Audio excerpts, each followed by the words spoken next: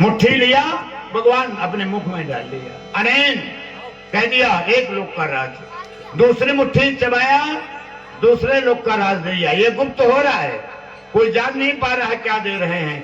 भगवान तीसरी मुट्ठी फाकने को हुई तो रुक्मिणी ने हाथ पकड़ लिया। भगवान ये क्या करते हैं?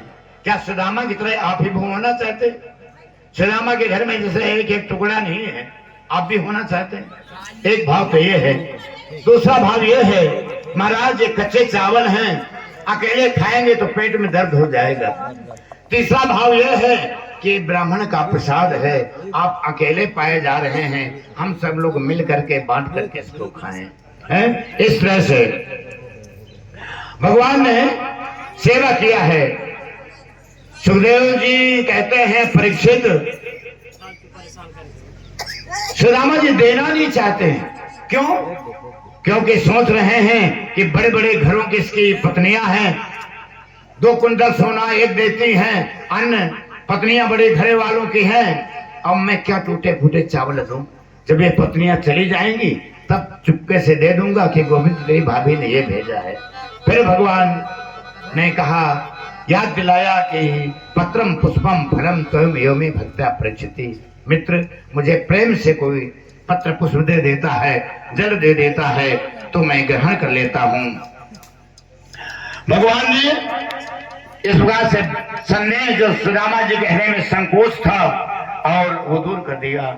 सुदामा जी सोच रहे हैं आज, हम दरिद्र है पापिया, कृष्ण है श्री निकेतन। कहा मैं दरिद्र, कहा मैं पापी, अपने को पापी कह रहे हैं। सुदामा जी पापी हो सकते हैं? अब चेस दुराचारो भजते माम नन्न भाग, कितना भी दुराचारी क्यों ना हो, जो भगवान का अनंता से भजन करता है, भगवान कहता है इसे मैं अपने धाम को भेज देता हूं। किम पुनर्दर्शन स्पर्श है, बात सोचा स्नाद में। फिर जब भगवान का दर्शन हो जाए, संतों का दर्शन हो जाए, पाद प्रक्षालन करने को मिल जाए तो फिर जीवन पवित्र हो जाता है? सुदामा जी रात भर रहे और रात्र भर विधवत वार्ता हुई कृष्ण से। भगवान ने अपनी काली कामरिया पहना दिया क्योंकि एक धोती थी। सुदामा जी, अब आप सोचते होंगे सुदामा जी महीनों रुके होंगे, 56 भोग पा गए हैं, लेकिन नहीं, प्रातःकाल होते ही कहा, लाला मैं तब चलूंगा। भगवान ने एक बार भी नहीं कहा कि तुम रुको।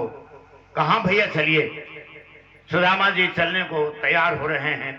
सभी पत्नियां प्रणाम करते हैं, सभी प्रणाम करती हैं और सुदामा जी चल देते हैं। भगवान अपना काली कामरिया जो उड़ाया था, कहा भैया मेरी कामरिया देते जाओ। सुदामा जी सोच रहे थे कि पत्नी कह रहे थे द्वारका जाओ जी, द्वारका जाओ जी, द्वारका जाओ की हट लगा रखी थी कि क्या देगा वो, कृष्ण देंगे, कृष्ण देंगे। लेकिन मैं कृष्ण से कुछ लेने नहीं आया हूँ, भगवान का दर्शन करने आया हूँ। दर्शन मुझे प्राप्त हो गया है और लाला मैं धन्य मन में कह रहे हैं। सुदामा जी चल देते हैं और भगवान ने पूछा कि भाभी से मेरा संदेशा कह देना। कौन सा संदेशा?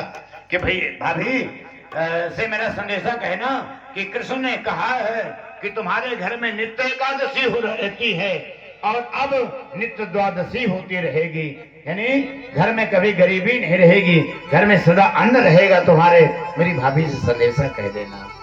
विपदो नैव विपदः संपदो नैव संपदः, विपद नारायण विस्मृतिः संपत नारायण स्मृति।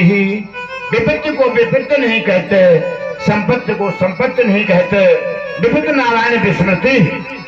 भगवान की स्मृति ना होए, भगवान की स्मृति भूल जाए, वो सबसे बड़ी विपत्ति है। भगवान का स्मरण होता रहे, वो सबसे बड़ी संपत्ति है। अब चलिए सुदामा जी 6 महीने हो गया, अपने नगरी में आ गए, सुदामापुरी में आ गए। तो देखा जहां पर सुदामा जी की कुटिया बनी थी वहां पर नौखंड का महल खड़ा था। अरे ये क्या हो गया? जाइए रूम में जान दो। नौखंड का महल खड़ा था। सुदामा जी ने देखा, अरे ये मेरी कुटिया कहां गई? जो द्वारपाल थे उनसे पूछा, भैया ये मेरी कुटिया कहाँ चली गई? बोले एक सुदामा नाम के ब्राह्मण आए थे, सुदामा नाम के ब्राह्मण की कुटिया है। तो सुदामा जी कहाँ गए हैं तुम्हारे, बुला दो। मेरा भी नाम सुदामा है। द्वारपालों ने बताया महाराज वो तो द्वारिकापुरी गए हैं। सुदामा जी ने सोचा कि द्वारकापुरी तो मैं ही गया था, कैसे पता करूं?